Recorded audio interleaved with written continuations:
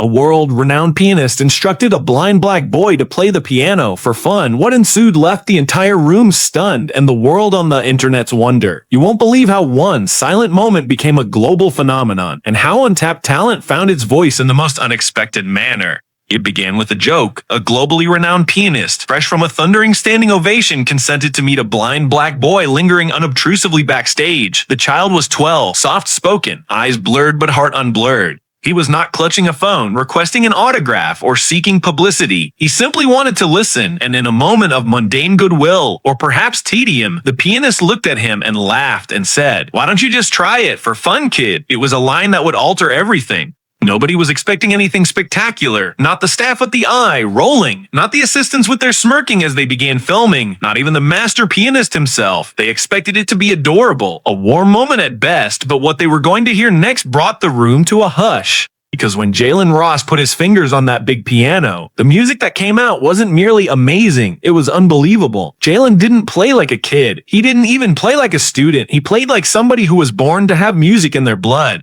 His fingers flew by raw emotion, not perfection, not technique, but soul. The melody he composed swelled with happiness, dipped into sadness, then exploded into a jazz improvisation that sounded like a dialogue with the history books. It was agony, strength, and verse all without one note being written down. He played a tune no one had ever played before because he hadn't learned it. He had lived it. And when he was done, the room, filled with trained professionals, top artists, and skeptical witnesses, stood in silence, mouths agape. Phones continued to record, but nobody budged. Even Samuel Devereaux, the music icon himself, could hardly catch his breath when he finally spoke up. Jalen simply replied, "I didn't. I just hear it." And then it's like my fingers already know that clip. That moment struck the internet like a lightning bolt. By morning, the video was all over 10 million views. Then 20, then 50. TikTok, Instagram, YouTube, news stations worldwide. Celebrities shared it. Music icons deemed him a miracle. Foundations promised him scholarships before they even knew his surname. Blind black kid shocks famous pianist must watch. That was the headline. But what the world learned was more than a headline. They discovered Jalen, a kid from a suburban neighborhood who tapped his fingers on old school keyboards with broken keys, seeing symphonies in his head while people laughed. A kid who never got to have a private instructor, a real piano, or even an audience until one moment opened the door, and what began just for fun would be the turning point of his life. Samuel Devereaux didn't merely applaud Jalen. He personally phoned Juilliard. Conservatories across the globe clamored to hear him. Within a week, Jalen became from invisible to invaluable, from underappreciated to irrefutable. But Jalen, he remained humble because he never played for adoration. He played because the music within him couldn't remain quiet. Now, at 16, Jalen Ross has performed at Carnegie Hall. He's written music for film. He's been interviewed on international media. But the moment he's most proud of was not a stage. It was in his old middle school, sitting on the same old upright piano in the corner, playing for the same kids who used to laugh at him, while they now sat in silence, listening, because now they listened to what they used to overlook. This isn't merely a tale of brilliance. It's a tale of what occurs when someone at last recognizes beyond the fade, when one single chance, even one intended as a joke, opens the doorway to another person's future. And Samuel, he never forgot it, still mentors Jalen, still looks at him and wonder. And when someone says, "Samuel is the genius in this story," he shakes his head and responds, "No, that night, he was the maestro." The concert hall hummed like something alive. All the plush seats filled, every chandelier shining golden, the air vibrating with expectation. This was not a typical evening. This was Samuel Devereaux's homecoming concert. The renowned pianist had just returned from a European tour and was performing a scarce one-night concert in his native city of Atlanta. People attended in tuxedos and gowns, murmuring excitedly about the maestro's unparalleled touch on the keys, a touch critics opined that had the power to bring tears to the air. But nobody in that magnificent hall, neither the music enthusiasts nor the journalists, nor even Samuel himself, had the slightest notion that the most memorable performance of the evening would not be delivered from the stage, but from a silent corner backstage. In a dim passage behind the curtains, far removed from the spotlight, sat a 12-year-old boy named Jalen Ross. His shoes were scuffed. His shirt was oversized over the ear headphones draped around his neck, and a cane stood against the wall beside him. Jalen was blind born blind. He'd never once laid eyes on a piano, much less run his fingers over a grand Steinway, but he heard things, and not just notes or rhythms. Jalen heard music like most people see light. It tinted his world, painted his emotions, made sense of rooms he'd never seen with his eyes. And tonight, for the first time ever, he would be standing near a genuine concert piano, and the one man who played it like none other. He sat quietly, his fingers quivering ever so slightly, not because he was nervous, but from habit, as if somewhere in the recesses of his brain a tune was already attempting to burst forth. His music teacher, Miss Carter, hovered over him, anxiously hopeful. She'd pulled every lever she could to get Jalen into this room. He doesn't have the words for it, she'd explained to the staff at the venue one evening that week. But when he listens to music, he becomes it. One opportunity to meet Samuel Devereaux might change his life. The staff had given in. Not because they trusted her, but because it sounded harmless. Sure thing, they'd said. 5 minutes after the concert, quick photo. Then he's gone. And so there Jalen sat hidden in a back room as the lights were turned down and a silence descended behind the curtain. Then the first notes did strike, Samuel's fingers racing over the piano in a whirlwind of precision and feeling. Jalen squeezed his eyes shut, not that he needed to, but because it made him feel more. Each chord swirled through him, each crescendo itched his fingers. To everyone else, it was a spectacular concert. To Jalen, it was dialogue with his soul. 45 minutes went by like a fantasy. The thunderous applause erupted next. The audience cheered as Samuel bowed and disappeared behind the stage. His forehead beaded with sweat, a towel draped across his shoulders. He was already on his way to his dressing room when one of the staff reminded him, "There's a blind child waiting. Something about music and a teacher." Samuel say to breath, not impatiently, just exhaustion. But he stopped and changed his mind. "Let him in," he said. Ms. Carter escorted Jalen along. He walked cautiously, hearing more than moving. When Samuel spotted him, he smiled politely. "You the kid who hears music in color?" He joked. Jalen nodded. "It's like it lives inside me." Samuel laughed. "Do you play?" "A little," Jalen replied. His voice tiny but firm, not on a real piano. "Just old keyboards and school stuff." Samuel nodded toward the shiny black Steinway standing nearby. "Well, there's one right here." He leaned back against the wall, easy interested, and then he said the words that would turn everything around. "Go ahead, just for fun, kid." Jalen went into freeze mode. His fingers wiggled again. Quietly, carefully, he walked over to the bench. He didn't question. He didn't tarry. He just reached out, put his fingers on the keys, and breathed deep. Nobody, not Samuel, not Miss Carter, not the staff, could have guessed what was about to unfold next, because the music hadn't ended when the concert did. Undefined, it was about to begin. Followed the thunderous standing ovation. Samuel Devereaux made his way off stage with the slow, secure stride of a man who'd left it all on the floor. His fingers still vibrated from the last note. A silk towel lay across his neck, catching drops of sweat.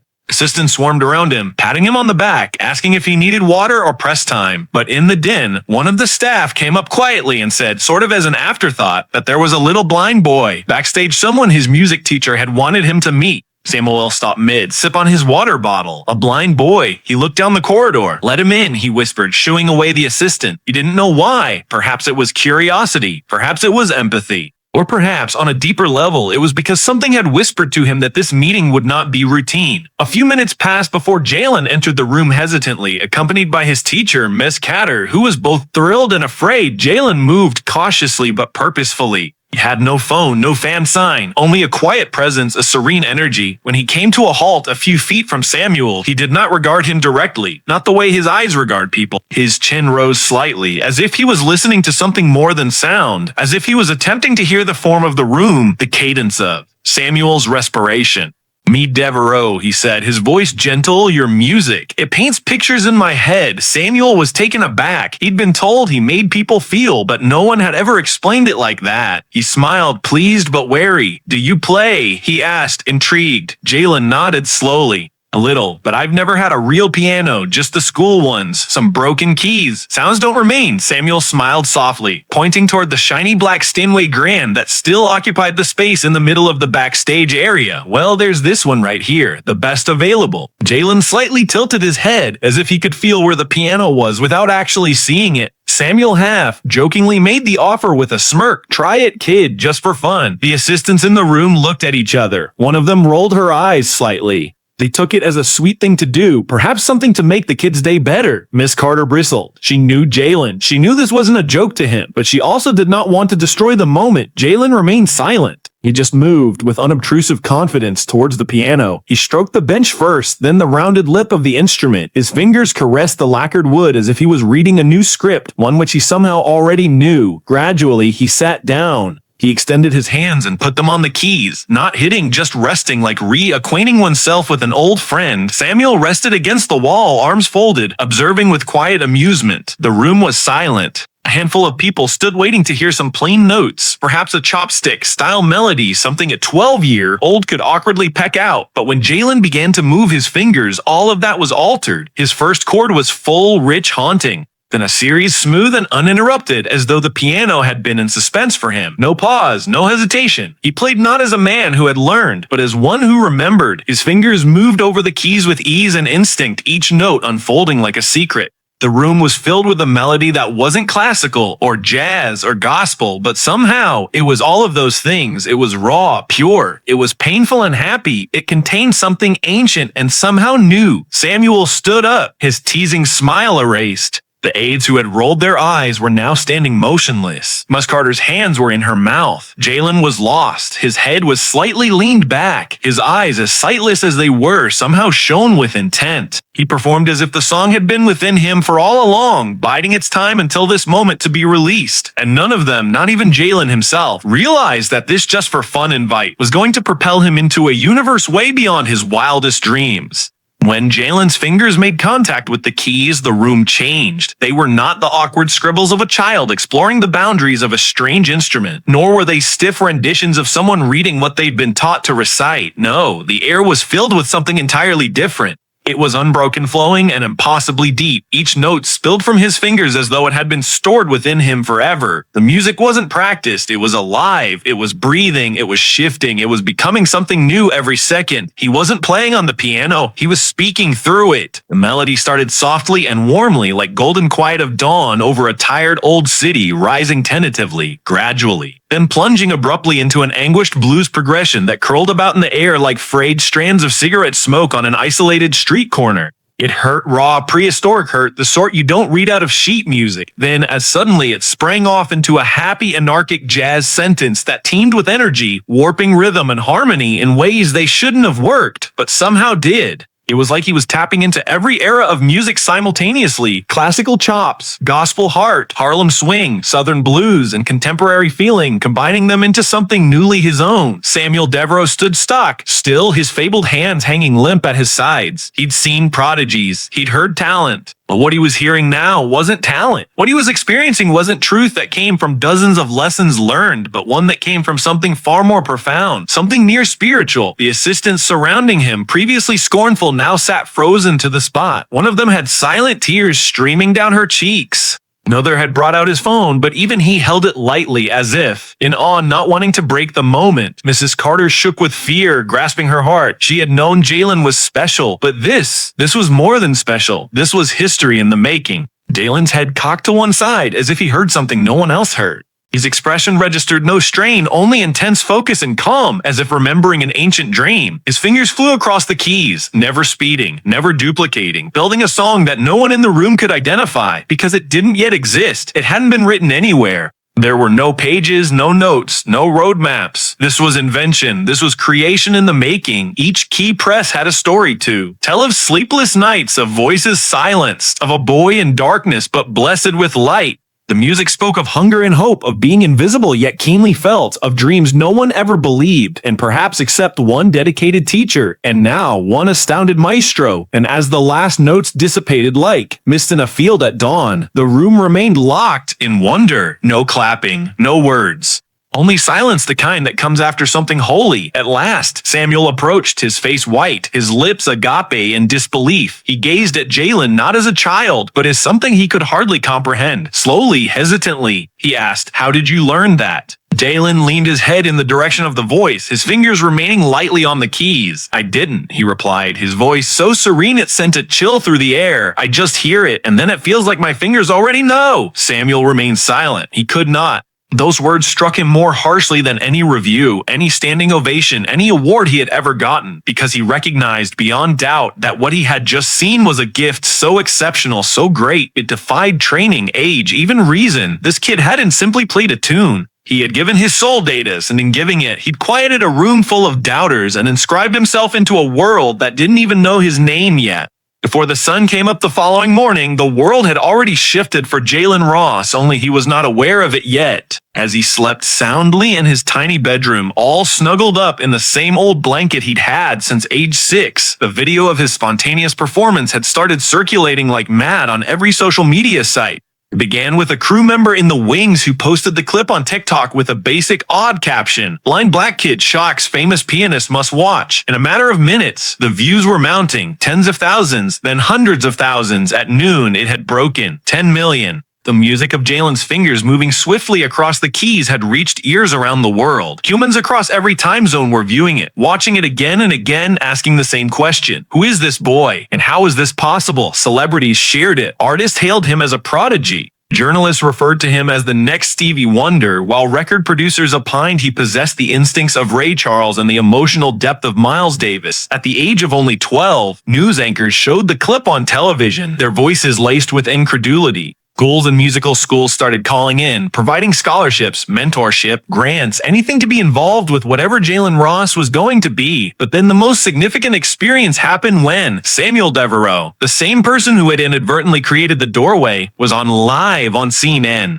Seated in a sharp black suit, clearly overcome with emotion, he gazed straight into the camera and stated, "I've been playing for 40 years. I've been around the world. I've played for presidents, kings, and queens, sold out arenas. I've met prodigies as a child, experienced mechanical perfection. But I've never ever seen a gift like Jalen's. He plays not from memory or muscle, but from somewhere deeper. I instructed him to play just for fun. Well, I got schooled instead. That one interview alone was viewed by 30 million individuals in less than 48 hours. The video of Jalen's performance topped global trending topics. Musicians from India, Brazil, South Africa, Japan all posted reaction videos. Some cried. Others just sat in stunned silence. The hashtags #JalenRoss and #BlindPianoGenius were ablaze. Still shaken by the experience, Samuel did not stop at interviews. He placed a call, a very serious one. He called the admissions director at Juilliard School of Music personally. "This boy," he said, "has to be listened to by your people. Now, you don't have to teach him how to play. You must safeguard whatever it is he has." Juilliard replied the same day. Not only did they offer to listen to Jalen, they made themselves available for a private, in-person audition, but they weren't just the only ones. The Curtis Institute, Berklee College of Music, and even the Royal Academy in London put out their hands. Just days before, Jalen had been a quiet, invisible kid, for the most part overlooked, misunderstood, and undervalued. Now, the world's premier music schools were bidding against each other to teach him. At home, Jalen didn't quite understand the magnitude of it all. Ms. Carter was getting emails. His mom had to use a friend's phone just to be able to answer interview calls. Jalen, however, was kept humble, still hearing harmonies no one else could. He didn't want the fame. He just wanted to play. But the world had other ideas. All that, the international buzz, the news headlines, the mayhem and amazement, it all came from a single spur of the moment, 2-minute gesture, one brief performance, one freestyle challenge intended just for fun. But across those couple of minutes was years of hearing, envisioning, and quietly waiting for someone to finally get it. Jalen did not go viral due to chance. He became viral because truth, when uttered via music, cannot be avoided. And now the entire world was paying attention. Now Jalen Ross is 16, and his life is a musical fairy tale nobody could have written because nobody would have believed it. He appeared on award-winning documentaries, played Carnegie Hall to standing ovations, written original scores for short films, commercials, and even a feature film, all without ever having set eyes on a single screen or having laid eyes on a single sheet of sheet music. Sever her symphonies, jazz bands, and soloed on the same stage that he once stood quietly backstage, hoping for an opportunity. But when journalists question him about his proudest achievement to date, he doesn't refer to the red carpets and global tours, or even the fact that he is currently the youngest artist to ever top Bill a Major Fusion Festival of classical and jazz music. No, Jalen always reverts to something more subdued, something closer to home. His finest hour, he boasts, was the day he strode Canaan, hand had held high, into his former middle school gymnasium, where the air was still faintly filled with dust and chalk, and where a broken paint chipped upright piano remained in the corner, disused and out of tune. It was the same piano he would sit next to for lunch, headphones on his head, fingers fluttering in the air, while other children gestured and murmured that he was weird or just sitting there listening to nothing. But today, at 16, he came back not as the kid they used to mock, but as the man the world now referred to as a genius. He strode over to that ancient upright, straightened out the slanted bench, spread his fingers over worn keys, and sat down, not for photographers, not for reviewers, but for those children who had laughed and now sat dazed, witnessing the boy they had deemed odd create so full-bodied, so heartbreaking a sound. It seemed the walls were listening, and one by one, those children fell silent, not with shame, with wonder, because now they listened too. They listened the way the world had come to listen. Jalen's story has transcended a story of talent. It's a reminder, a living, breathing testament that sometimes the most remarkable gifts reside in the most underrated people. That brilliance is not always shiny like we might imagine. That a blind boy with no exposure to instruments, no training, and no limelight can be a beacon when someone, just one person, decides to have faith. His story is as much about the power of sound as it is about the power of being heard without having to shout, seen without being stared at. And Samuel Devereaux, he's never really left the life of Jalen. From that initial shocked moment backstage to today, Samuel has gone beyond being a mentor. He's become a warrior advocate, an unofficial godfather of sorts, a regularly present, sitting unobtrusively in the wings as Jalen performs, handkerchief in one, and beaming pride across his face whenever individuals mention that night and compliment Samuel for providing Jalen with his first genuine opportunity. The old maestro would merely smile and shake his head. I considered myself the teacher that evening, he would say to them, his voice always soft, always truthful. I considered myself the maestro, but the fact is he was, because sometimes in life, things don't play according to the notes we have set down. Sometimes it creates a new song entirely, and all we have to do is listen.